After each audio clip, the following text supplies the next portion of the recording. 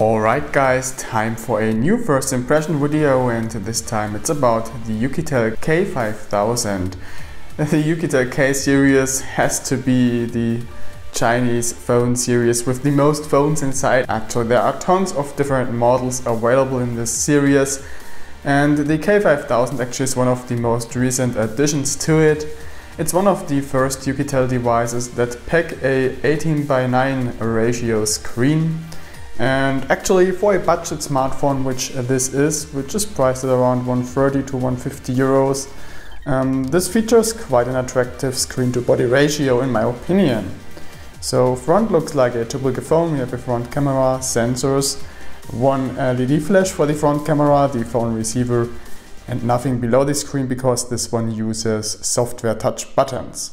The front glass of the screen has a 2.5D edge, which feels rather nice, and it is covered by a plastic frame to protect it, and the whole phone is covered by a solid metal frame, which is part of the chassis and makes it rather sturdy.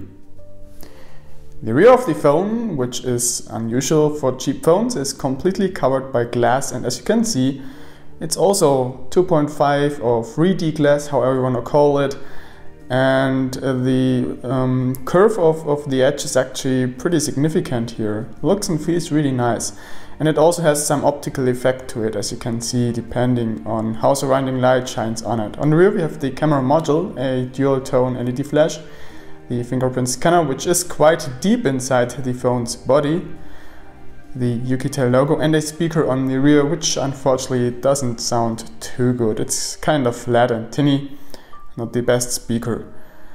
When we have a look around the phone, we find a volume rocker, the power button, which both do rattle just very minimal, really not a problem.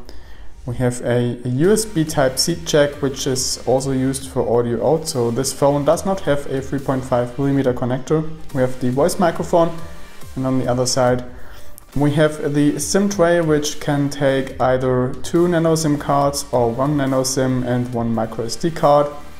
And on the top we have nothing. And just in case you wonder, no, this phone unfortunately does not have a status LED. They could have used the LED flash as a status LED, of course, but this one actually is very bright, so this would have been rather annoying in my opinion. So it's actually good they didn't choose to do that. Fingerprint scanner works pretty good, it's very reliable, almost never fails, but as you can see, it isn't the fastest. This might be improved by software updates, you will see about that. But overall it's a pretty decent fingerprint scanner they have built inside of there. Screen-wise, I have been a bit skeptical at first because this 5.7-inch panel has only a resolution of 1440 by 720 pixels. Which isn't that much, but actually the quality of the panel is really good, and that kind of makes up for the bad resolution.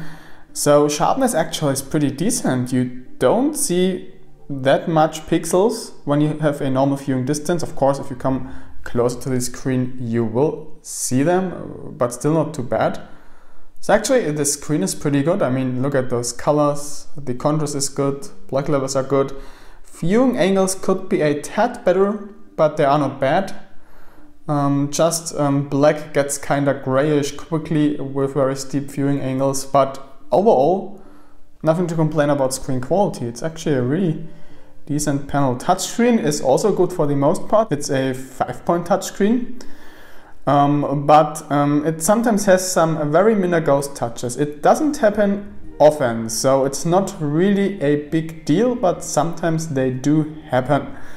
And I'm not exactly sure if this is a hardware related problem or just a software issue. The fact that it doesn't happen often makes me think that this is a software issue which might be fixable with a touch configuration update. Oukitel actually are aware of this issue, so let's see if they will be able to fix this with one of the next updates. Actually, I also have not been able to trigger ghost touches by any behavior going outside in the cold, which often triggers them on other phones. So yeah, as I said, likely not a hardware issue but a software issue. Equipped with a MT6750T processor and 4 GB of RAM, the Oukitel K5000 isn't a phone you would expect too much from, but actually I am very surprised because this actually, in terms of user experience, got to be the fastest phone with this processor I've used so far. Just look at this. Scrolling in the Facebook feed is usually something very stuttery, slow and sluggish on those MT6750T phones, but this actually scrolls fairly smooth. And this continues throughout all the other apps. Let's just open up YouTube and scroll through the list of videos. And as you can see, this is fairly smooth as well. And even Google Maps, which is a rather demanding app and usually stutters a lot on MT6750T phones, runs rather smooth. There still is a bit of stutter, but it does work. This is actually really decent for such a low-end phone, and also when using the browser it's really smooth and snappy. Let's open up another larger website, for example ntv.de, which is a German news website. Let's open it in desktop mode and whoops, what's happening? Looks like I was offline for a short time. Let's do that again. There we go. And well, loads rather quickly and I can scroll through it without any hiccups, and also zooming and moving the page around is really smooth. I mean, nothing to complain about there on a budget phone. Software wise, we are running Android 7.0 here, so split screen is supported, and I'm pleased to see that the Android security patch level is rather up to date with October 2017. The latest update was from mid-November 2017, so I expect a new update to arrive soon, and OTA updates of course are supported, but so far have not been used since I own this phone, which is about 4 days now. Regarding the software itself, it's a normal stock Android. No changes made there except for the launcher, which looks a little bit different from stock Android, but besides of that, just normal vanilla Android like most love it. Wireless performance of the Oukitel K5000 actually is pretty decent as well. We've got a decent mobile network reception quality and Wi-Fi is perfectly okay too. It supports ABGN Wi-Fi, which made me reach around 80 Mbit per second during the Wi-Fi test. Here it was 74 Mbit per second, and one floor below the router the signal drops a bit, but not too much. I still get 25 Mbit per second of downstream, which is fine. Really not a huge bottleneck there, and GPS works flawless as well. Look at this, really good reception quality actually. The accuracy is a bit low for some reason, but it's definitely not caused by reception quality, 7.3 meters. But nonetheless, still perfectly usable for navigation. So I am not sure if this display is accurate there. Look at this. This was a GPS tracking session done with Runtastic, and the track is right on the road, as you can see. Again, nothing to complain about here. Something not so good is camera performance. This phone performs okay at daylight. Pictures actually look pretty decent and sharp then. For example, here, look at that. Little bit of graininess going on there, but in terms of detail it's okay for a budget phone. But it doesn't handle a low light too well, as you can see for example here. Or at some of the night photos I took with it, here you can see it rather blurry. So yeah, it's okay for snapshots at daytime, but not for night photography. And the selfie camera also doesn't seem to be very good, at least in low light. Haven't done any daylight selfies yet. So yeah, kind of mediocre camera performance there. But actually I did expect that, so I am not really disappointed by it.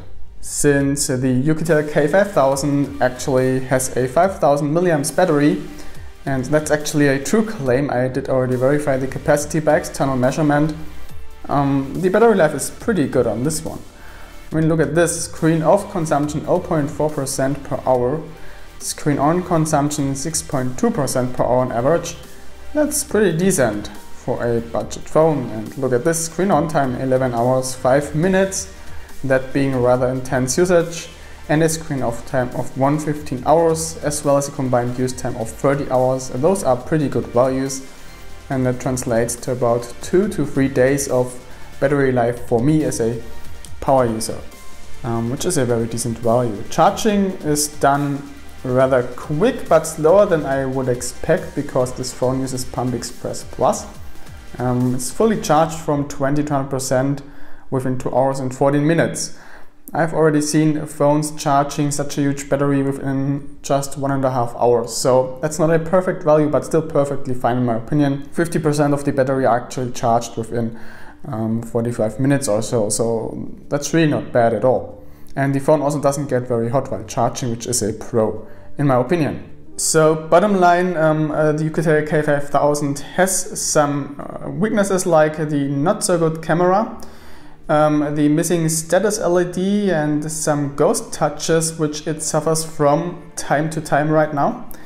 But besides of that, it seems to be a really good phone. I mean, it's heavy, it's thick, but it still looks beautiful with the glass rear.